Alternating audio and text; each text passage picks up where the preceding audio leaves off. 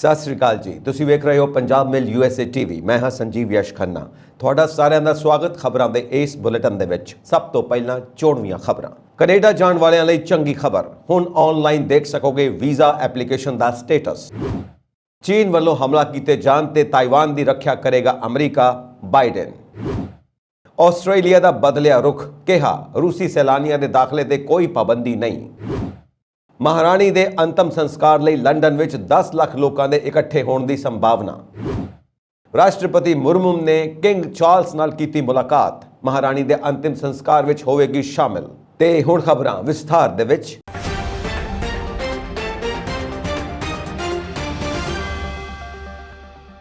Canada ਜਾਣ ਦੇ ਚਾਹਵਾਨ ਲਈ ਚੰਗੀ ਖਬਰ ਹੈ। ਪਹਿਲਾਂ ਤੁਹਾਡੇ ਵੱਲੋਂ ਲਗਾਈ ਗਈ ਫਾਈਲ ਦਾ ਸਟੇਟਸ ਇਮੀਗ੍ਰੇਸ਼ਨ ਵਾਲੇ ਨਹੀਂ ਦੱਸਦੇ ਸਨ, ਜਿਸ ਨਾਲ ਬਿਨੇਕਾਰ ਨੂੰ ਇੱਧਰ ਉੱਧਰ ਭਟਕਣਾ ਪੈਂਦਾ ਸੀ ਅਤੇ ਕਦੇ-ਕਦੇ ਏਜੰਟ ਗੁੰਮਰਾਹ ਕਰਦੇ ਰਹਿੰਦੇ ਸਨ। ਹੁਣ ਐਪਲੀਕੇਸ਼ਨਾਂ ਦੀ ਪੈਂਡੈਂਸੀ ਲੱਖਾਂ ਵਿੱਚ ਹੋ ਜਾਣ ਦੇ ਬਾਅਦ ਕੈਨੇਡਾ ਸਰਕਾਰ ਨੇ ਹਰ ਪ੍ਰੋਫਾਈਲ ਕੇ ਲੱਗਣ ਵਾਲੇ ਸਮੇਂ ਨੂੰ ਦੱਸਣਾ ਸ਼ੁਰੂ ਕਰ ਦਿੱਤਾ ਹੈ। ਕੈਨੇਡਾ ਸਰਕਾਰ ਨੇ ਸਤੰਬਰ ਵਿੱਚ ਆਪਣੀ ਸਰਕਾਰੀ ਵੈਬਸਾਈਟ ਤੇ ਇਸ ਦੀ ਜਾਣਕਾਰੀ ਦਿੱਤੀ। ਵੈਬਸਾਈਟ ਮੁਤਾਬਿਕ ਵਿਜ਼ਿਟਰ ਵੀਜ਼ਾ ਲਈ 137 ਦਿਨ, ਸਟੂਡੈਂਟ ਵੀਜ਼ਾ ਲਈ 12 ਹਫ਼ਤੇ, ਸਪਾਊਸ ਲਈ 23 ਮਹੀਨੇ, ਵਰਕ ਪਰਮਿਟ ਲਈ 29 ਹਫ਼ਤੇ ਦਾ ਸਮਾਂ ਲੱਗ ਰਿਹਾ ਹੈ। ਮਾਪੇ ਅਤੇ ਦਾਦਾ ਦਾਦੀ ਦੇ ਸੁਪਰ ਵੀਜ਼ਾ ਲਈ 48 ਦਿਨ ਅਤੇ ਮਾਤਾ ਪਿਤਾ ਅਤੇ ਦਾਦਾ ਦਾਦੀ ਨੂੰ PR ਲਈ 36 ਮਹੀਨੇ ਲੱਗ ਰਹੇ ਨੇ। PR ਕਾਰਡ ਪਹਿਲੀ ਵਾਰ ਜਾਰੀ ਹੋਣ ਵਿੱਚ 65 ਦਿਨ ਲੱਗ ਰਹੇ ਨੇ। ਕੈਨੇਡਾ ਸਰਕਾਰ ਦੀ ਵੈਬਸਾਈਟ ਤੇ ਜਾਣ ਮਗਰੋਂ ਚੈੱਕ ਪ੍ਰੋਸੈਸਿੰਗ ਟਾਈਮ ਵਾਲੇ ਸੈਕਸ਼ਨ ਵੀ ਜਾਓ। ਸਿਲੈਕਟ ਆਨਲਾਈਨ ਐਪਲੀਕੇਸ਼ਨ ਟਾਈਪ ਕਰਨ ਤੇ ਲਿਸਟ ਖੁੱਲੇਗੀ, ਉਸ ਵਿੱਚ ਵੀਜ਼ਾ ਕੈਟੇਗਰੀ ਸਿਲੈਕਟ ਕਰੋ। ਕਲਿੱਕ ਕਰਦੇ ਹੀ ਦੋ ਆਪਸ਼ਨਸ ਮਿਲਣਗੇ, ਵਿਜ਼ਿਟਰ ਵੀਜ਼ਾ ਇਨਸਾਈਡ ਕੈਨੇਡਾ ਅਤੇ ਆਊਟਸਾਈਡ ਕੈਨੇਡਾ। ਆਊਟਸਾਈਡ ਕੈਨੇਡਾ ਵਾਲਾ ਆਪਸ਼ਨ ਚੁਣਨਾ ਹੈ, ਅੱਗੇ ਦੇਸ਼ ਦਾ ਆਪਸ਼ਨ ਆਵੇਗਾ। ਇਸ ਮਗਰੋਂ ਹੇਠਾਂ ਗੈਟ ਪ੍ਰੋਸੈਸਿੰਗ ਟਾਈਮ ਦਾ ਆਪਸ਼ਨ ਹੋਵੇਗਾ। ਇੱਥੇ ਕਲਿੱਕ ਕਰਦੇ ਹੀ ਇਹ ਵੀਜ਼ਾ ਦੇ ਦਿਨ ਮਹੀਨੇ ਦੱਸ ਦੇਵੇਗਾ। ਪ੍ਰੋਸੈਸਿੰਗ ਟਾਈਮ ਵੀ ਇਸ ਵੈਬਸਾਈਟ ਤੇ ਪਤਾ ਲੱਗ ਜਾਂਦਾ ਹੈ, ਪਰ ਬਾਇਓਮੈਟ੍ਰਿਕਸ ਹੋਣ ਦੇ ਬਾਅਦ ਲੰਮੇ ਸਮੇਂ ਤੋਂ ਕੈਨੇਡਾ ਇਮੀਗ੍ਰੇਸ਼ਨ ਦੇ ਸਲਾਹਕਾਰ ਵਜੋਂ ਕੈਨੇਡਾ ਤੋਂ ਸੇਵਾਵਾਂ ਦੇ ਰਹੇ ਵਕੀਲ ਬਲਵੀਰ ਸਿੰਘ ਸਿੱਧੂ ਨੇ ਦੱਸਿਆ ਕਿ ਕੋਵਿਡ ਕਾਰਨ ਪੈਂਡੈਂਸੀ ਵੱਧ ਜਾਣ ਮਗਰੋਂ ਕੈਨੇਡਾ ਸਰਕਾਰ ਨੇ ਇਮੀਗ੍ਰੇਸ਼ਨ ਵਿਭਾਗ ਨੂੰ ਭਾਰੀ ਫੰਡ ਦਿੱਤੇ ਹਨ ਅਤੇ 1250 ਨਵੇਂ ਕਰਮਚਾਰੀ ਵੀ ਭਰਤੀ ਕੀਤੇ ਹਨ। ਕੈਨੇਡਾ ਦੇ ਇਮੀਗ੍ਰੇਸ਼ਨ ਮੰਤਰੀ ਨੇ ਘੋਸ਼ਣਾ ਕੀਤੀ ਹੈ ਕਿ ਇਸ ਸਾਲ ਦਸੰਬਰ ਤੱਕ 80% ਪੈਂਡੈਂਸੀ ਖਤਮ ਕੀਤੀ ਜਾਵੇਗੀ। ਹਰ ਬਿਨੇਕਾਰ ਕੈਨੇਡਾ ਦੀ ਸਰਕਾਰੀ ਵੈਬਸਾਈਟ ਤੇ ਅਕਾਊਂਟ ਬਣਾ ਕੇ ਆਪਣਾ ਐਪਲੀਕੇਸ਼ਨ ਦਾ ਸਟੇਟਸ ਪਤਾ ਕਰ ਸਕਦਾ ਹੈ। ਅਮਰੀਕਾ ਦੇ ਰਾਸ਼ਟਰਪਤੀ ਜੋ ਬਾਈਡਨ ਨੇ ਕਿਹਾ ਹੈ ਕਿ ਜੇਕਰ ਚੀਨ ਨੇ ਤਾਈਵਾਨ ਤੇ ਹਮਲਾ ਕਰਨ ਦੀ ਕੋਸ਼ਿਸ਼ ਕੀਤੀ ਤਾਂ ਅਮਰੀਕੀ ਬਲ ਉਸ ਦੀ ਰੱਖਿਆ ਕਰਨਗੇ। ਚੀਨ ਇਸ ਸਵੈ ਸ਼ਾਸਨ ਵਾਲੇ ਟਾਪੂ ਤੇ ਦਾਅਵਾ ਕਰਦਾ ਹੈ। ਨਿਊਜ਼ ਚੈਨਲ CBS ਨਿਊਜ਼ ਤੇ ਪ੍ਰਸਾਰਿਤ 60 ਮਿੰਟ ਪ੍ਰੋਗਰਾਮ ਵਿੱਚ ਬਾਈਡਨ ਨੇ ਐਤਵਾਰ ਨੂੰ ਪੁੱਛਿਆ ਗਿਆ ਸੀ ਕਿ ਜੇਕਰ ਚੀਨ ਤਾਈਵਾਨ ਤੇ ਹਮਲਾ ਕਰਦਾ ਹੈ ਤਾਂ ਕੀ ਅਮਰੀਕਾ ਬਲ, ਅਮਰੀਕੀ ਮਰਦ ਅਤੇ ਔਰਤਾਂ ਉਸ ਦੀ ਰੱਖਿਆ ਕਰਨਗੇ। ਜਵਾਬ ਵਿੱਚ ਬਾਈਡਨ ਨੇ ਹਾਂ ਕਿਹਾ। ਸਮਾਚਾਰ ਏਜੰਸੀ ਨੇ ਦੱਸਿਆ ਕਿ ਇੰਟਰਵਿਊ ਤੋਂ ਬਾਅਦ ਵਾਈਟ ਹਾਊਸ ਨੇ ਕਿਹਾ ਕਿ ਅਮਰੀਕੀ ਨੀਤੀ ਵਿੱਚ ਕੋਈ ਬਦਲਾਅ ਨਹੀਂ ਹੋਇਆ ਹੈ। ਇਸ ਨੀਤੀ ਦੇ ਤਹਿਤ ਅਮਰੀਕਾ ਦਾ ਮੰਨਣਾ ਹੈ ਕਿ ਤਾਈਵਾਨ ਦੇ ਮੁੱਦੇ ਨੂੰ ਸ਼ਾਂਤੀਪੂਰਵਕ ਹੱਲ ਕੀਤਾ ਜਾਣਾ ਚਾਹੀਦਾ ਹੈ, ਪਰ ਨੀਤੀ ਵਿੱਚ ਇਹ ਸਪਸ਼ਟ ਨਹੀਂ ਕੀਤਾ ਗਿਆ ਕਿ ਚੀਨੀ ਹਮਲੇ ਦੀ ਸਥਿਤੀ ਵਿੱਚ ਅਮਰੀਕੀ ਬਲਾਂ ਨੂੰ ਭੇਜਿਆ ਜਾ ਸਕਦਾ ਹੈ ਜਾਂ ਨਹੀਂ। ਬਾਈਡਨ ਦਾ ਇਹ ਬਿਆਨ ਅਜਿਹੇ ਸਮੇਂ ਵਿੱਚ ਆਇਆ ਹੈ ਜਦੋਂ ਚੀਨੀ ਰਾਸ਼ਟਰਪਤੀ ਸ਼ੀ ਜਿਨਪਿੰਗ ਦੀ ਸਰਕਾਰ ਨੇ ਤਾਈਵਾਨ ਨੂੰ ਸਮੁੰਦਰ ਵਿੱਚ ਮਿਜ਼ਾਈਲਾਂ ਦਾਗ ਕੇ ਅਤੇ ਨੇੜਲੇ ਇਲਾਕਿਆਂ ਵਿੱਚ ਲੜਾਕੂ ਜਹਾਜ਼ ਉਡਾ ਕੇ ਧਮਕੀ ਦੇਣ ਦੀ ਕੋਸ਼ਿਸ਼ ਕੀਤੀ ਹੈ ਅਤੇ ਅਮਰੀਕੀ ਪ੍ਰਤੀਨਿਧੀ ਸਭਾ ਦੀ ਸਪੀਕਰ ਨੈਂਸੀ ਪੈਲੋਸੀ ਸਮੇਤ ਕਈ ਸਿਆਸੀ ਹਸਤੀਆਂ ਨੇ ਤਾਈਵਾਨ ਦੀ ਯਾਤਰਾ ਕੀਤੀ ਹੈ। ਆਸਟ੍ਰੇਲੀਆ ਨੇ ਰੂਸ ਪ੍ਰਤੀ ਆਪਣਾ ਰੁਖ ਬਦਲ ਲਿਆ ਹੈ। ਆਸਟ੍ਰੇਲੀਆ ਨੇ ਰੂਸੀ ਸੈਲਾਨੀਆਂ ਦੇ ਦਾਖਲੇ ਤੇ ਪਾਬੰਦੀ ਨਾ ਲਗਾਉਣ ਦਾ ਫੈਸਲਾ ਕੀਤਾ ਹੈ। ਆਸਟ੍ਰੇਲੀਆ ਦੇ ਰੱਖਿਆ ਮੰਤਰੀ ਰਿਚਰਡ ਮਾਰਲੇਸ ਨੇ ਐਤਵਾਰ ਨੂੰ ਕਿਹਾ ਕਿ ਯੂਕਰੇਨ ਵਿੱਚ ਜੰਗ ਨੂੰ ਲੈ ਕੇ ਰੂਸ ਤੇ ਲਗਾਈਆਂ ਗਈਆਂ ਪਾਬੰਦੀਆਂ ਦੇ ਤਹਿਤ ਅਸੀਂ ਰੂਸੀ ਸੈਲਾਨੀਆਂ ਦੇ ਆਸਟ੍ਰੇਲੀਆ ਵਿੱਚ ਦਾਖਲ ਹੋਣ ਤੇ ਪਾਬੰਦੀ ਨਹੀਂ ਲਗਾਵਾਂਗੇ। ਜ਼ਿਕਰਯੋਗ ਹੈ ਕਿ ਰੂਸ ਯੂਕਰੇਨ ਯੁੱਧ ਦੀ ਸ਼ੁਰੂਆਤ ਤੋਂ ਲੈ ਕੇ ਆਸਟ੍ਰੇਲੀਆ ਨੇ ਸੈਂਕੜੇ ਵਿਅਕਤੀਆਂ ਅਤੇ ਸੰਸਥਾਵਾਂ ਤੇ ਪਾਬੰਦੀਆਂ ਲਗਾਈਆਂ ਹਨ, ਜਿਨ੍ਹਾਂ ਵਿੱਚ ਰੂਸ ਦੇ ਜ਼ਿਆਦਾਤਰ ਬੈਂਕਿੰਗ ਸੈਕਟਰ ਅਤੇ ਦੇਸ਼ ਦੇ ਪ੍ਰਭੂਸੱਤਾ ਦੇ ਕਰਜ਼ੇ ਲਈ ਜ਼ਿੰਮੇਵਾਰ ਸਾਰੀਆਂ ਸੰਸਥਾਵਾਂ ਸ਼ਾਮਿਲ ਹਨ। ਆਸਟ੍ਰੇਲੀਆ ਨੇ ਯੂਕਰੇਨ ਨੂੰ ਰੱਖਿਆ ਸਾਜ਼ੋ ਸਮਾਨ ਅਤੇ ਮਾਨਵਤਾਵਾਦੀ ਸਪਲਾਈ ਵੀ ਕੀਤੀ ਹੈ, ਜਦੋਂ ਕਿ ਰੂਸ ਨੂੰ ਬਾਕਸਾਈਟ ਸਮੇਤ ਐਲੂਮੀਨਾ ਅਤੇ ਐਲੂਮੀਨੀਅਮ ਧਾਤੂਆਂ ਦਾ ਨਿਰਯਾਤ ਗੈਰ ਕਾਨੂੰਨੀ ਕਰਾਰ ਦਿੱਤਾ ਗਿਆ ਸੀ। ਜਦੋਂ ਆਸਟ੍ਰੇਲੀਆ ਦੇ ਰੱਖਿਆ ਮੰਤਰੀ ਨੂੰ ਪੁੱਛਿਆ ਗਿਆ ਕਿ ਕੀ ਆਸਟ੍ਰੇਲੀਆ ਰੂਸੀ ਸੈਲਾਨੀਆਂ ਤੇ ਵੀ ਪਾਬੰਦੀ ਲਗਾਏਗਾ ਤਾਂ ਮਾਰਲੈਸ ਨੇ ਕਿਹਾ ਕਿ ਪਾਬੰਦੀਆਂ ਰੂਸੀ ਸਰਕਾਰ ਦੇ ਖਿਲਾਫ ਹਨ ਪਰ ਰੂਸੀ ਲੋਕਾਂ ਦੇ ਖਿਲਾਫ ਨਹੀਂ। ਉਸਨੇ ਇਸ ਸਬੰਧ ਵਿੱਚ ਸਥਾਨਕ ਨਿਊਜ਼ ਚੈਨਲ ABC ਨੂੰ ਦੱਸਿਆ ਕਿ ਇਹ ਅਜਿਹੀ ਚੀਜ਼ ਨਹੀਂ ਜਿਸ ਬਾਰੇ ਅਸੀਂ ਇਸ ਸਮੇਂ ਵਿਚਾਰ ਕਰ ਰਹੇ ਹਾਂ। ਹਾਲ ਹੀ ਵਿੱਚ ਆਸਟ੍ਰੇਲੀਆ ਵਿੱਚ ਯੂਕਰੇਨ ਦੇ ਰਾਜਦੂਤ ਦੀ ਬੇਨਤੀ ਤੇ ਮਾਰਲੈਸ ਨੇ ਕੁਝ ਵੀ ਦੱਸਣ ਤੋਂ ਇਨਕਾਰ ਕਰ ਦਿੱਤਾ। ਯੂਕਰੇਨ ਦੇ ਰਾਜਦੂਤ ਨੇ ਪੁੱਛਿਆ ਕਿ ਆਸਟ੍ਰੇਲੀਆ ਯੂਕਰੇਨ ਨੂੰ ਹੋਰ ਬੁਸ਼ ਮਾਸਟਰ ਅਤੇ ਹੋਰ ਸੁਰੱਖਿਅਤ ਵਾਹਨ ਪ੍ਰਦਾਨ ਕਰੇਗਾ। ਮਾਰਲੈਸ ਨੇ ਕਿਹਾ ਕਿ ਅਸੀਂ ਦੇਖਾਂਗੇ ਕਿ ਅਸੀਂ ਯੂਕਰੇਨ ਨੂੰ ਨਿਰੰਤਰ ਸਹਾਇਤਾ ਕਿਵੇਂ ਪ੍ਰਦਾਨ ਕਰ ਸਕਦੇ ਹਾਂ। ਉਹਨਾਂ ਨੇ ਆਸਟ੍ਰੇਲੀਆ ਨੂੰ ਯੂਕਰੇਨ ਦੇ ਸਭ ਤੋਂ ਵੱਡੇ ਗੈਰ ਨਾਟੋ ਫੌਜੀ ਸਮਰਥਨਾਂ ਵਿੱਚੋਂ ਇੱਕ ਦੱਸਿਆ। ਤੁਹਾਨੂੰ ਦੱਸ ਦਈਏ ਕਿ ਜੁਲਾਈ ਵਿੱਚ ਆਸਟ੍ਰੇਲੀਆ ਨੇ ਯੂਕਰੇਨ ਨੂੰ 60 ਬੁਸ਼ ਮਾਸਟਰ ਅਤੇ 28 M113 AS4 ਬਖਤਰਬੰਦ ਵਾਹਨ ਦੇਣ ਦਾ ਵਾਅਦਾ ਕੀਤਾ ਸੀ। ਇਸ ਦੇ ਨਾਲ ਹੀ $385 ਮਿਲੀਅਨ ਫੌਜੀ ਸਹਾਇਤਾ ਵਜੋਂ ਦੇਣ ਦੀ ਗੱਲ ਵੀ ਕਹੀ ਸੀ। ਮਾਰਲੈਸ ਨੇ ਕਿਹਾ ਕਿ AUKUS ਦੇ ਤਹਿਤ ਪਰਮਾਣੂ ਸੰਚਾਲਿਤ ਪਣਡੁੱਬੀਆਂ ਬਣਾਉਣ ਲਈ ਅਮਰੀਕਾ ਅਤੇ UK ਦੇ ਨਾਲ ਆਸਟ੍ਰੇਲੀਆ ਦਾ ਸਮਝੌਤਾ ਟਰੈਕ ਤੇ ਹੈ। ਲੰਡਨ ਦੀ ਟਰਾਂਸਪੋਰਟ ਅਥਾਰਟੀ ਦਾ ਕਹਿਣਾ ਹੈ ਕਿ ਸੋਮਵਾਰ ਯਾਨੀ ਅੱਜ ਮਹਾਰਾਣੀ ਐਲਿਜ਼ਾਬੈਥ II ਦੇ ਅੰਤਿਮ ਸੰਸਕਾਰ ਵਿੱਚ 10 ਲੱਖ ਲੋਕਾਂ ਦੇ ਸ਼ਾਮਿਲ ਹੋਣ ਦੀ ਸੰਭਾਵਨਾ ਦੇ ਮੱਦੇਨਜ਼ਰ ਉਹ ਤਿਆਰੀਆਂ ਵਿੱਚ ਲੱਗੇ ਹੋਏ ਨੇ। ਟਰਾਂਸਪੋਰਟ ਫਾਰ ਲੰਡਨ ਦੇ ਮੁਖੀ ਐਂਡੀ ਬਾਇਫੋਰਡ ਨੇ ਕਿਹਾ ਕਿ 8 ਸਤੰਬਰ ਨੂੰ ਮਹਾਰਾਣੀ ਦੇ ਦੇਹਾਂਤ ਤੋਂ ਬਾਅਦ ਲੰਡਨ ਵਿੱਚ ਯਾਤਰੀਆਂ ਦੀ ਗਿਣਤੀ ਵਿੱਚ ਭਾਰੀ ਵਾਧਾ ਹੋਇਆ ਹੈ। ਉਹਨਾਂ ਕਿਹਾ ਕਿ ਸੋਮਵਾਰ ਨੂੰ ਟਰਾਂਸਪੋਰਟ ਦੀ ਮੰਗ ਦੇ ਉੱਚ ਪੱਧਰ ਤੇ ਪਹੁੰਚਣ ਦੀ ਸੰਭਾਵਨਾ ਹੈ। ਰੇਲ ਨੈਟਵਰਕ ਦੇ ਮੁਖੀ ਪੀਟਰ ਹੈਂਡੀ ਨੇ ਕਿਹਾ ਕਿ ਦੇਸ਼ ਭਰ ਵਿੱਚ ਲਗਭਗ 250 ਵਾਧੂ ਰੇਲ ਗੱਡੀਆਂ ਚਲਾਈਆਂ ਜਾਣਗੀਆਂ। ਉਹਨਾਂ ਕਿਹਾ ਕਿ ਲੰਡਨ 2012 ਓਲੰਪਿਕ ਅਤੇ ਪੈਰਾ ਓਲੰਪਿਕ ਖੇਡਾਂ ਤੋਂ ਬਾਅਦ ਸੋਮਵਾਰ ਨੂੰ ਸਭ ਤੋਂ ਵੱਡੀ ਗਿਣਤੀ ਵਿੱਚ ਲੋਕ ਟਰਾਂਸਪੋਰਟ ਦਾ ਸਹਾਰਾ ਲੈਣਗੇ। ਹੀਥਰੋ ਹਵਾਈ ਅੱਡੇ ਤੋਂ ਸੰਚਾਲਿਤ ਹੋਣ ਵਾਲੀਆਂ 100 ਤੋਂ ਵੱਧ ਉਡਾਨਾਂ ਨੂੰ ਰੱਦ ਕੀਤਾ ਗਿਆ ਤਾਂ ਕਿ ਸੋਮਵਾਰ ਸਵੇਰੇ ਵੈਸਟਮਿਨਿਸਟਰ ਐਬੇ ਵਿੱਚ ਹੋਣ ਵਾਲੇ ਅੰਤਿਮ ਸੰਸਕਾਰ ਪ੍ਰੋਗਰਾਮ ਦੌਰਾਨ ਜਹਾਜ਼ ਦੀ ਆਵਾਜ਼ ਦਾ ਸਾਹਮਣਾ ਨਾ ਕਰਨਾ ਪਵੇ। ਹਵਾਈ ਅੱਡੇ ਵੱਲੋਂ ਕਿਹਾ ਗਿਆ ਕਿ ਅੰਤਿਮ ਸੰਸਕਾਰ ਪ੍ਰੋਗਰਾਮ ਕਾਰਨ ਸੋਮਵਾਰ ਨੂੰ ਉਸ ਦੀਆਂ 1200 ਚੋਂ ਲਗਭਗ 15% ਉਡਾਨਾਂ ਪ੍ਰਭਾਵਿਤ ਹੋਣਗੀਆਂ। ਭਾਰਤੀ ਰਾਸ਼ਟਰਪਤੀ ਦ੍ਰੋਪਦੀ ਮੁਰਮੂ ਨੇ ਮਹਾਰਾਣੀ ਐਲਿਜ਼ਾਬੈਥ II ਦੇ ਅੰਤਿਮ ਸੰਸਕਾਰ ਤੋਂ ਪਹਿਲਾਂ ਐਤਵਾਰ ਨੂੰ ਬਕਿੰਗਮ ਪੈਲੇਸ ਵਿੱਚ ਆਯੋਜਿਤ ਇੱਕ ਰਿਸੈਪਸ਼ਨ ਵਿੱਚ ਬ੍ਰਿਟੇਨ ਦੇ ਨਵੇਂ ਰਾਜਾ ਚਾਰਲਸ III ਨਾਲ ਮੁਲਾਕਾਤ ਕੀਤੀ। ਇਸ ਤੋਂ ਬਾਅਦ ਦ੍ਰੋਪਦੀ ਮੁਰਮੂ ਨੇ ਮਹਾਰਾਣੀ ਐਲਿਜ਼ਾਬੈਥ ਨੂੰ ਸ਼ਰਧਾਂਜਲੀ ਦਿੱਤੀ ਅਤੇ ਉਸ ਦੀ ਯਾਦ ਵਿੱਚ ਇੱਕ ਸ਼ੋਕ ਕਿਤਾਬ ਤੇ ਹਸਤਾਖਰ ਕੀਤੇ। ਇਸ ਤੋਂ ਇਲਾਵਾ ਰਾਸ਼ਟਰਪਤੀ ਨੇ ਲੰਡਨ ਦੇ ਵੈਸਟਮਿਨਿਸਟਰ ਹਾਲ ਵਿਖੇ ਮਹਾਰਾਣੀ ਐਲਿਜ਼ਾਬੈਥ ਨੂੰ ਸ਼ਰਧਾਂਜਲੀ ਵੀ ਦਿੱਤੀ ਜਿੱਥੇ ਮਹਾਰਾਣੀ ਦਾ ਤਾਬੂਤ ਰੱਖਿਆ ਗਿਆ ਹੈ।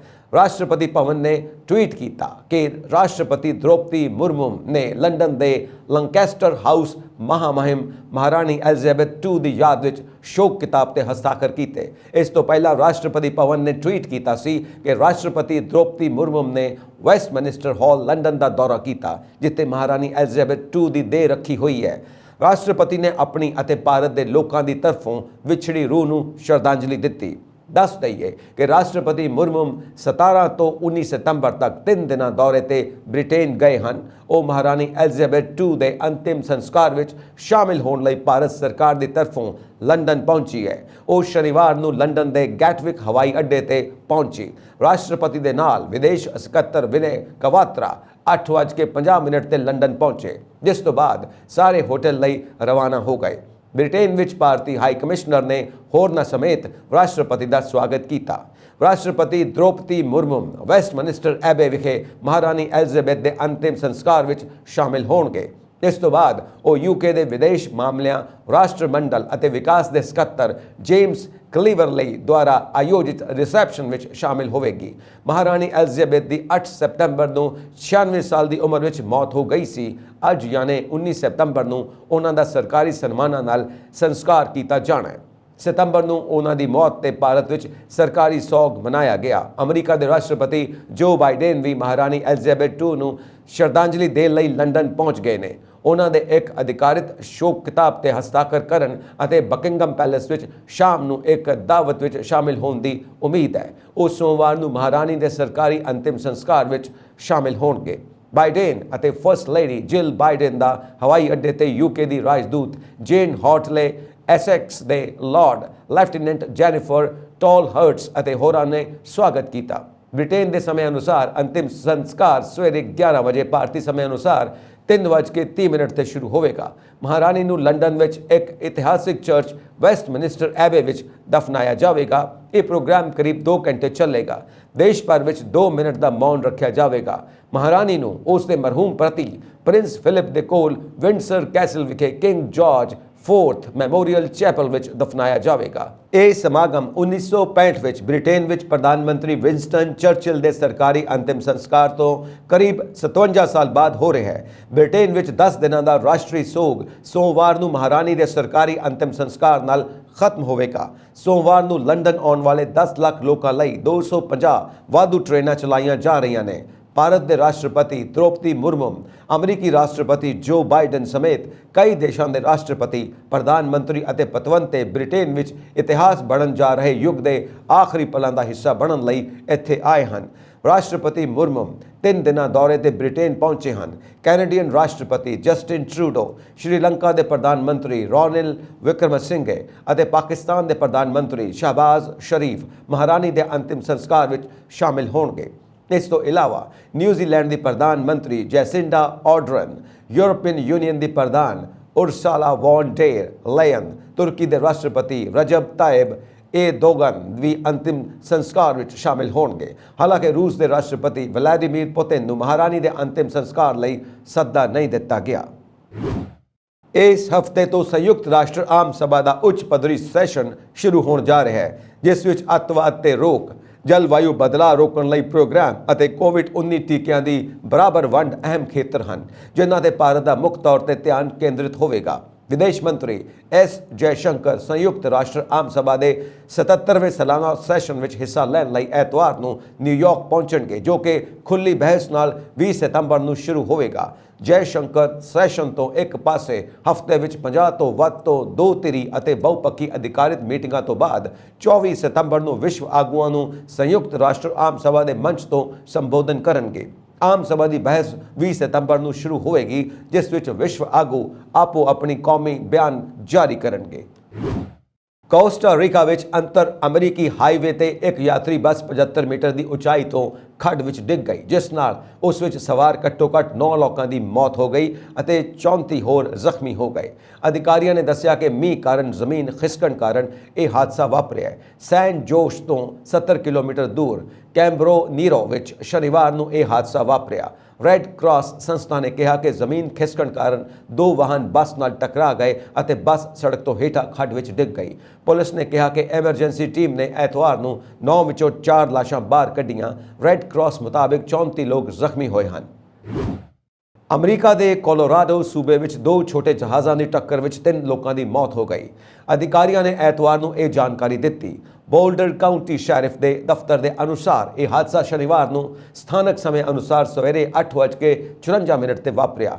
US national transportation safety board ਨੇ ਇੱਕ ਟਵੀਟ ਵਿੱਚ ਪੁਸ਼ਟੀ ਕੀਤੀ ਕਿ ਸੇਸਨਾ 172 ਅਤੇ ਸੋਨੇਕਸ ਜੇਨਟਨੋਸ਼ ਜਹਾਜ਼ ਲੌਂਗਮੌਂਟ ਕੋਲੋਰਾਡੋ ਦੇ ਨੇੜੇ ਕ੍ਰੈਸ਼ ਹੋ ਗਿਆ, ਜਿਸ ਦੀ ਉਹ ਜਾਂਚ ਕਰ ਰਹੀ ਹੈ। ਸ਼ੈਰਿਫ ਦੇ ਦਫ਼ਤਰ ਨੇ ਇੱਕ ਨਿਊਜ਼ ਰਿਲੀਜ਼ ਵਿੱਚ ਕਿਹਾ ਕਿ ਪਹਿਲਾ ਹਾਦਸਾਗ੍ਰਸਤ ਜਹਾਜ਼ ਨਿਵੋਡ ਰੋਡ ਦੇ ਦੱਖਣ ਵਾਲੇ ਪਾਸੇ ਕ੍ਰੈਸ਼ ਹੋਇਆ ਪਾਇਆ ਗਿਆ। ਇਸ ਜਹਾਜ਼ ਵਿੱਚ 2 ਲੋਕ ਮੌਜੂਦ ਸਨ, ਜਿਨ੍ਹਾਂ ਦੀ ਮੌਤ ਹੋ ਗਈ ਸੀ। ਦੂਜਾ ਜਹਾਜ਼ ਉੱਤਰੀ ਪਾਸੇ ਨਿਵੋਟ ਰੋਡ ਤੇ ਹਾਦਸਾਗ੍ਰਸਤ ਹੋਣ ਦਾ ਪਤਾ ਲੱਗਾ, ਜਿਸ ਵਿੱਚ ਇੱਕ ਵਿਅਕਤੀ ਦੀ ਮੌਤ ਹੋ ਗਈ।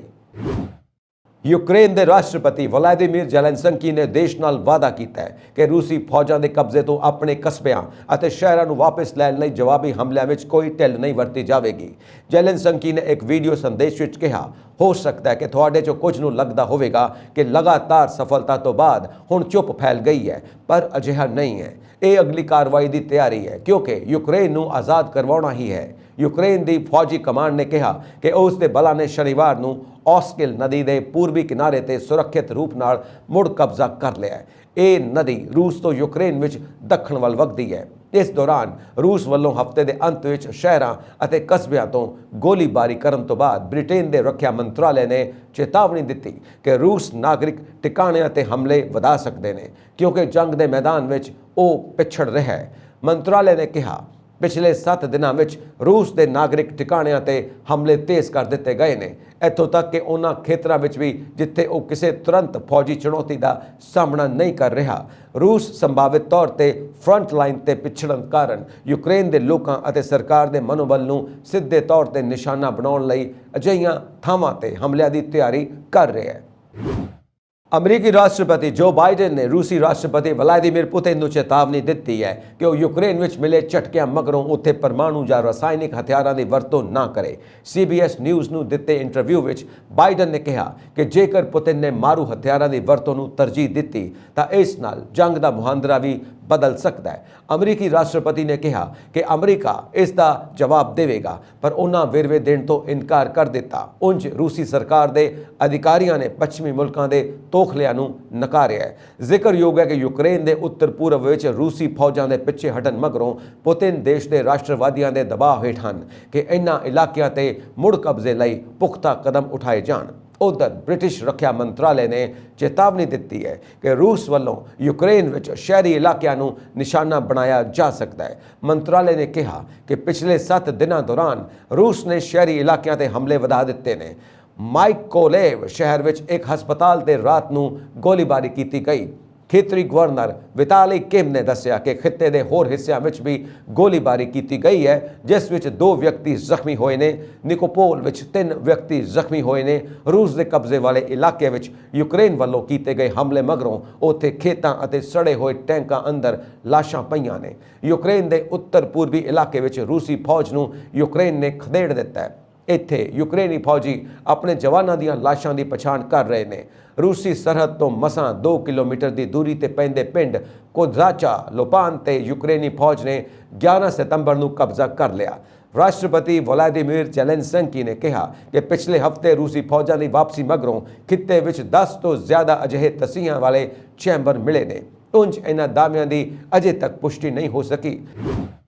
नाइजीरिया की राजधानी अबूजा में 3 वाहनों की टक्कर में घट्टो घट्ट 19 लोगों की मौत हो गई और 8 होर गंभीर रूप नाल जख्मी हो गए। फैडरल रोड सेफ्टी कॉर के कार्यकारी राष्ट्रीय मुखी दाऊद बियू ने घटना स्थान के दौरे दौरान पत्रकारों को यह जानकारी दी। यह घटना एतवार को वापरी जदों अबूजा के बाहरी इलाके यंगोजी ग्वाक वाल्डा रोड ते 2 बसां एक ट्रक नाल टकरा गई।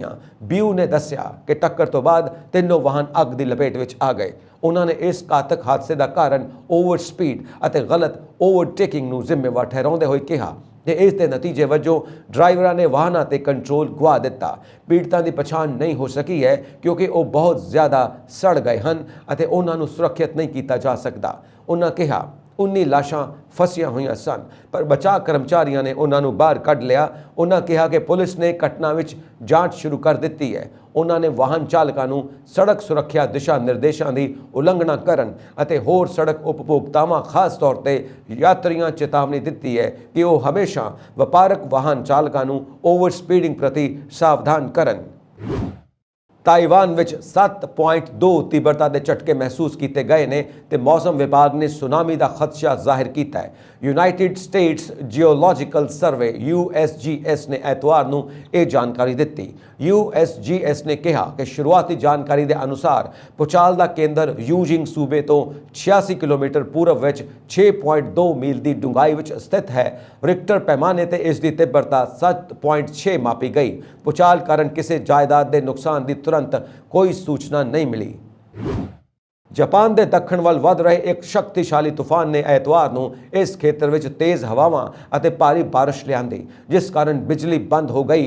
जमीनी और हवाई आवाजाही में विघन पिया और हज़ारां लोगों को सुरक्षित थावां ते पहुंचाया गया। जापान की मौसम विज्ञान एजेंसी ने दस्या कि दक्षिणी याकुशीमा टापू नेड़े तूफान नाना माडोल के नाल 162 किलोमीटर प्रति घंटे की रफ्तार नाल हवावां चलियां। ये हौली हौली देश के मुख्य दक्षिणी टापू क्यूशू के उत्तर वाल वधियां, जिथे ये अज दस्तक दे सकता है। इस तूफान के मंगलवार को टोक्यो पहुंचने की संभावना है।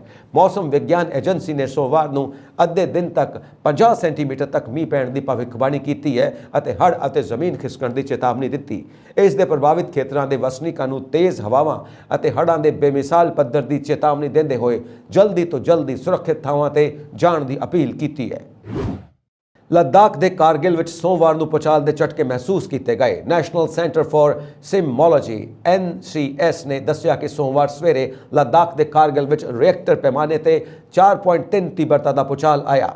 ਭੂਚਾਲ ਸਵੇਰੇ ਕਰੀਬ 9:30 ਵਜੇ ਆਇਆ। ਇਹ ਜ਼ਮੀਨ ਤੋਂ 10 ਕਿਲੋਮੀਟਰ ਹੇਠਾਂ ਸੀ। NCS ਨੇ ਦੱਸਿਆ ਕਿ ਭੂਚਾਲ ਦਾ ਕੇਂਦਰ ਕਾਰਗਿਲ ਤੋਂ 151 ਕਿਲੋਮੀਟਰ ਪੱਛਮ ਉੱਤਰ ਪੱਛਮ West north West of Kargil ਵਿੱਚ ਸੀ। ਨੈਸ਼ਨਲ ਸੈਂਟਰ ਫਾਰ ਸਿਸਮੋਲੋਜੀ (NCS) ਨੇ ਆਪਣੇ ਟਵੀਟ ਵਿੱਚ ਕਿਹਾ ਕਿ ਕਾਰਗਿਲ ਅਤੇ ਲੱਦਾਖ ਦੇ 64 ਕਿਲੋਮੀਟਰ WUNW ਵਿੱਚ ਸਵੇਰੇ ਕਰੀਬ 9:30 ਤੇ 4.3 ਤੀਬਰਤਾ ਦਾ ਭੂਚਾਲ ਆਇਆ। ਭੂਚਾਲ ਦੀ ਡੂੰਘਾਈ ਜ਼ਮੀਨ ਤੋਂ 10 ਕਿਲੋਮੀਟਰ ਹੇਠਾਂ ਸੀ। ਭੂਚਾਲ ਤੋਂ ਬਾਅਦ ਕਿਸੇ ਜਾਨੀ ਜਾਂ ਮਾਲੀ ਨੁਕਸਾਨ ਦੀ ਕੋਈ ਖਬਰ ਨਹੀਂ ਹੈ। ਸੰਯੁਕਤ ਰਾਸ਼ਟਰ ਨੇ ਅਫਗਾਨਿਸਤਾਨ ਦੇ ਤਾਲਿਬਾਨ ਸ਼ਾਸਕਾਂ ਨੂੰ ਕਿਹਾ ਕਿ ਲੜਕੀਆਂ ਲਈ 7ਵੀਂ ਤੋਂ 12ਵੀਂ ਤੱਕ ਦੇ ਸਕੂਲ ਮੁੜ ਤੋਂ ਖੋਲ੍ਹੇ ਜਾਣ। ਉਹਨਾਂ ਲੜਕੀਆਂ ਦੀ ਹਾਈ ਸਕੂਲ ਤੋਂ ਬੇਦਖਲੀ ਦਾ ਇੱਕ ਵਰ੍ਹਾ ਪੂਰਾ ਹੋਣ ਨੂੰ ਸ਼ਰਮਨਾਕ ਕਰਾਰ ਦਿੱਤਾ। ਸੰਯੁਕਤ ਰਾਸ਼ਟਰ ਨੇ ਕਿਹਾ ਕਿ ਬੁਨਿਆਦੀ ਅਧਿਕਾਰਾਂ ਦੇ ਪਾਬੰਦੀਆਂ ਨਾਲ ਦੇਸ਼ ਵਿੱਚ ਆਰਥਿਕ ਸੰਕਟ ਹੋਰ ਵਧੇਗਾ ਅਤੇ ਅਫਗਾਨਿਸਤਾਨ ਨੂੰ ਅਸੁਰੱਖਿਆ, ਗਰੀਬੀ ਆਦਿ ਦਾ ਸਾਹਮਣਾ ਕਰਨਾ ਪੈ ਸਕਦਾ ਹੈ। ਅਫਗਾਨਿਸਤਾਨ ਵਿੱਚ ਸੰਯੁਕਤ ਰਾਸ਼ਟਰ ਮਿਸ਼ਨ ਦੇ ਕਾਰਜਕਾਰੀ ਮੁਖੀ ਮਾਰਕਸ ਪੋਰਟਜ਼ੇਲ ਨੇ ਕਿਹਾ ਕਿ ਲੜਕੀਆਂ ਤੇ ਲਾਈਆਂ ਗਈਆਂ ਪਾਬੰਦੀਆਂ ਨੂੰ ਰੋਕਿਆ ਜਾ ਸਕਦਾ ਹੈ। ਸੰਯੁਕਤ ਰਾਸ਼ਟਰ ਦਾ ਅੰਦਾਜ਼ਾ ਹੈ ਕਿ ਪਿਛਲੇ 1 ਸਾਲ ਦੌਰਾਨ 10 ਲੱਖ ਲੜਕੀਆਂ ਨੂੰ ਹਾਈ ਸਕੂਲਾਂ ਵਿੱਚ ਪੜ੍ਹਨ ਤੋਂ ਰੋਕ ਦਿੱਤਾ ਗਿਆ ਸੀ। ਕਰੀਬ 50 ਲੜਕੀਆਂ ਨੇ ਐਤਵਾਰ ਨੂੰ ਇਸਲਾਮਿਕ ਮੁਲਕਾਂ ਅਤੇ ਹੋਰ ਆਲਮੀ ਆਗੂਆਂ ਨੂੰ ਇੱਕ ਪੱਤਰ ਲਿਖ ਕੇ ਆਪਣੀ ਬੇਬਸੀ ਜ਼ਾਹਿਰ ਕੀਤੀ ਹੈ। ਇਹ ਲੜਕੀਆਂ ਕਾਬੁਲ, ਪੂਰਬੀ ਨਾਂਗਰਹਾਰ ਅਤੇ ਉੱਤਰੀ ਪਰਵਾਨ ਸੂਬਿਆਂ ਦੀਆਂ ਨੇ। ਪੱਤਰ ਵਿੱਚ ਉਹਨਾਂ ਬੀਤੇ 1 ਵਰ੍ਹੇ ਦੌਰਾਨ ਮਨੁੱਖੀ ਹੱਕਾਂ ਤੋਂ ਵਾਂਝੇ ਰੱਖਣ ਦੀ ਦਾਸਤਾਨ ਸੁਣਾਈ ਹੈ। ਲੜਕੀਆਂ ਨੇ ਕਿਹਾ ਕਿ ਸਿੱਖਿਆ, ਕੰਮ ਕਰਨ, ਪ੍ਰਗਟਾਵੇ ਅਤੇ ਜਿਉਣ ਦੀ ਆਜ਼ਾਦੀ ਤੋਂ ਉਹਨਾਂ ਨੂੰ ਮਹਿਰੂਮ ਰੱਖਿਆ ਜਾ ਰਿਹਾ ਹੈ। ਸੰਯੁਕਤ ਰਾਸ਼ਟਰ ਨੇ ਕਿਹਾ ਕਿ ਅਫਗਾਨ ਮਹਿਲਾਵਾਂ ਅਤੇ ਲੜਕੀਆਂ ਤੇ ਲਾਈਆਂ ਗਈਆਂ ਪਾਬੰਦੀਆਂ ਤੁਰੰਤ ਹਟਾਈਆਂ ਜਾਣ। ਪੰਜਾਬ ਦੇ ਸਾਬਕਾ ਮੁੱਖ ਮੰਤਰੀ ਅਤੇ ਪੰਜਾਬ ਲੋਕ ਕਾਂਗਰਸ ਦੇ ਮੁਖੀ ਅਮਰਿੰਦਰ ਸਿੰਘ ਭਾਜਪਾ ਦੇ ਸੀਨੀਅਰ ਨੇਤਾਵਾਂ ਦੀ ਮੌਜੂਦਗੀ ਵਿੱਚ ਸੋਮਵਾਰ ਨੂੰ ਇੱਥੇ ਪਾਰਟੀ ਵਿੱਚ ਸ਼ਾਮਿਲ ਹੋ ਸਕਦੇ ਨੇ। ਇਸ ਤੋਂ ਪਹਿਲਾਂ ਅਮਰਿੰਦਰ ਸਿੰਘ ਨੇ ਭਾਜਪਾ ਪ੍ਰਧਾਨ JP ਨੱਡਾ ਨਾਲ ਮੁਲਾਕਾਤ ਕੀਤੀ। ਅਮਰਿੰਦਰ ਸਿੰਘ ਅੱਜ ਸ਼ਾਮ ਤੱਕ ਪਾਰਟੀ ਵਿੱਚ ਸ਼ਾਮਿਲ ਹੋ ਸਕਦੇ ਨੇ। ਦੱਸਣਯੋਗ ਹੈ ਕਿ ਹਾਲ ਹੀ ਵਿੱਚ ਰੀੜ੍ਹ ਦੀ ਹੱਡੀ ਦੀ ਸਰਜਰੀ ਤੋਂ ਬਾਅਦ ਲੰਡਨ ਤੋਂ ਹਾਲ ਵਿੱਚ ਪਰਤਣ ਤੋਂ ਬਾਅਦ ਅਮਰਿੰਦਰ ਸਿੰਘ ਨੇ ਪ੍ਰਧਾਨ ਮੰਤਰੀ ਨਰਿੰਦਰ ਮੋਦੀ ਅਤੇ ਕੇਂਦਰੀ ਗ੍ਰਹਿ ਮੰਤਰੀ ਅਮਿਤ ਸ਼ਾਹ ਨਾਲ ਮੁਲਾਕਾਤ ਕੀਤੀ ਸੀ। ਸਿੰਘ ਨੇ 12 ਸਤੰਬਰ ਨੂੰ ਸ਼ਾਹ ਦੇ ਨਾਲ ਆਪਣੀ ਮੁਲਾਕਾਤ ਤੋਂ ਬਾਅਦ ਕਿਹਾ ਸੀ ਕਿ ਉਹਨਾਂ ਨੇ ਰਾਸ਼ਟਰੀ ਸੁਰੱਖਿਆ, ਪੰਜਾਬ ਵਿੱਚ ਨਸ਼ੀਲੇ ਪਦਾਰਥ, ਅੱਤਵਾਦ ਦੇ ਵੱਧਦੇ ਮਾਮਲਿਆਂ ਅਤੇ ਸੂਬੇ ਦੇ ਸਰਵਪੱਖੀ ਵਿਕਾਸ ਲਈ ਭਵਿੱਖ ਦੀ ਰੂਪਰੇਖਾ ਨਾਲ ਜੁੜੇ ਵੱਖ-ਵੱਖ ਮੁੱਦਿਆਂ ਤੇ ਬਹੁਤ ਸਾਰਥਕ ਚਰਚਾ ਕੀਤੀ। ਪੰਜਾਬ ਤੋਂ ਰਾਜ ਸਭਾ ਦੇ ਮੈਂਬਰ ਅਤੇ ਆਮ ਆਦਮੀ ਪਾਰਟੀ ਦੇ ਸੀਨੀਅਰ ਆਗੂ ਰਾਘਵ ਚੱਡਾ ਨੂੰ ਐਤਵਾਰ ਆਪ ਦੇ ਕੌਮੀ ਕਨਵੀਨਰ ਅਤੇ ਦਿੱਲੀ ਦੇ ਮੁੱਖ ਮੰਤਰੀ ਅਰਵਿੰਦ ਕੇਜਰੀਵਾਲ ਨੇ ਗੁਜਰਾਤ ਲਈ ਪਾਰਟੀ ਦਾ ਸਹਿ ਇੰਚਾਰਜ ਨਿਯੁਕਤ ਕੀਤਾ। ਰਾਘਵ ਚੱਡਾ ਦੀ ਨਿਯੁਕਤੀ ਗੁਜਰਾਤ ਵਿਧਾਨ ਸਭਾ ਦੀਆਂ ਆ ਰਹੀਆਂ ਵਿਧਾਨ ਸਭਾ ਚੋਣਾਂ ਦੇ ਮੱਦੇਨਜ਼ਰ ਅਹਿਮ ਮੰਨੀ ਜਾ ਰਹੀ ਹੈ। ਪਾਰਟੀ ਦੀ ਨਵੀਂ ਜ਼ਿੰਮੇਵਾਰੀ ਮਿਲਣ ਤੋਂ ਬਾਅਦ ਰਾਘਵ ਚੱਡਾ ਨੇ ਟਵੀਟ ਕੀਤਾ ਕਿ ਉਹਨਾਂ ਨੂੰ ਜੋ ਜ਼ਿੰਮੇਵਾਰੀ ਸੌਂਪੀ ਗਈ ਹੈ ਉਹ ਉਸ ਨੂੰ ਬਾਖੂਬੀ ਨਿਭਾਉਣਗੇ। ਉਹ ਅਰਵਿੰਦ ਕੇਜਰੀਵਾਲ ਦੇ ਧੰਨਵਾਦੀ ਹਨ ਜਿਨ੍ਹਾਂ ਨੇ ਉਹਨਾਂ ਨੂੰ ਇੰਨੀ ਵੱਡੀ ਜ਼ਿੰਮੇਵਾਰੀ ਸੌਂਪੀ ਹੈ। ਗੁਜਰਾਤ ਵਿੱਚ ਪਾਰਟੀ ਨੂੰ ਮਜ਼ਬੂਤ ਕਰਨ ਲਈ ਉਹ ਆਪਣਾ ਖੂਨ ਪਸੀਨਾ ਵਹਾਉਣਗੇ ਤੇ ਪਾਰਟੀ ਦੀਆਂ ਖੁਆਇਸ਼ਾਂ ਨੂੰ ਪੂਰਾ ਕਰਨਗੇ। ਉਹਨਾਂ ਕਿਹਾ ਕਿ ਗੁਜਰਾਤ ਦੇ ਲੋਕ ਸਿੱਖਿਆ ਅਤੇ ਸਿਹਤ ਖੇਤਰਾਂ ਵਿੱਚ ਬੁਨਿਆਦੀ ਸੁਧਾਰ ਚਾਹੁੰਦੇ ਨੇ। ਨਾਲ ਹੀ ਗੁਜਰਾਤ ਦੇ ਲੋਕ ਹੁਣ ਕੇਜਰੀਵਾਲ ਨੂੰ ਵੀ ਚਾਹੁੰਦੇ ਨੇ। ਇਸ ਸਾਲ ਦੇ ਸ਼ੁਰੂ ਵਿੱਚ ਪੰਜਾਬ ਵਿੱਚ ਹੋਈਆਂ ਵਿਧਾਨ ਸਭਾ ਚੋਣਾਂ ਤੋਂ ਪਹਿਲਾਂ ਚੱਡਾ ਨੂੰ ਪਾਰਟੀ ਦਾ ਸੂਬਾ ਮਾਮਲਿਆਂ ਦਾ ਸਹਿ ਇੰਚਾਰਜ ਬਣਾਇਆ ਗਿਆ ਸੀ। ਉਹ ਪਾਰਟੀ ਦੀਆਂ ਉਮੀਦਾਂ ਤੇ ਵੀ ਖਰੇ ਉਤਰੇ ਸਨ। ਪੰਜਾਬ ਵਿਧਾਨ ਸਭਾ ਚੋਣਾਂ ਵਿੱਚ ਆਪ ਨੇ ਜ਼ਬਰਦਸਤ ਜਿੱਤ ਦਰਜ ਕੀਤੀ ਸੀ। ਉਹ ਭਗਵੰਤ ਮਾਨ ਨਾਲ ਮਿਲ ਕੇ ਪਾਰਟੀ ਨੂੰ ਸੱਤਾ ਵਿੱਚ ਲਿਆਉਣ ਵਿੱਚ ਕਾਮਯਾਬ ਹੋਏ ਸਨ। ਦੱਸ ਦਈਏ ਕਿ ਰਾਘਵ ਚੱਡਾ ਪਿਛਲੇ ਕੁਝ ਦਿਨਾਂ ਤੋਂ ਗੁਜਰਾਤ ਵਿੱਚ ਸਿਆਸੀ ਕੰਮਾਂ ਨੂੰ ਲੈ ਕੇ ਕਾਫੀ ਸਰਗਰਮ ਹਨ। ਗੁਜਰਾਤ ਵਿੱਚ ਆਮ ਆਦਮੀ ਪਾਰਟੀ ਦੇ ਵਰਕਰਾਂ ਤੋਂ ਹੋਏ ਹਮਲਿਆਂ ਦੇ ਮੱਦੇਨਜ਼ਰ ਰਾਘਵ ਚੱਡਾ ਨੇ ਜ਼ਖਮੀ ਵਰਕਰਾਂ ਨਾਲ ਮੁਲਾਕਾਤ ਵੀ ਕੀਤੀ ਸੀ। ਹਾਲ ਹੀ ਵਿੱਚ ਉਹਨਾਂ ਨੌਜਵਾਨਾਂ ਦੀ ਇੱਕ ਰੈਲੀ ਵਿੱਚ ਵੀ ਹਿੱਸਾ ਲਿਆ ਸੀ।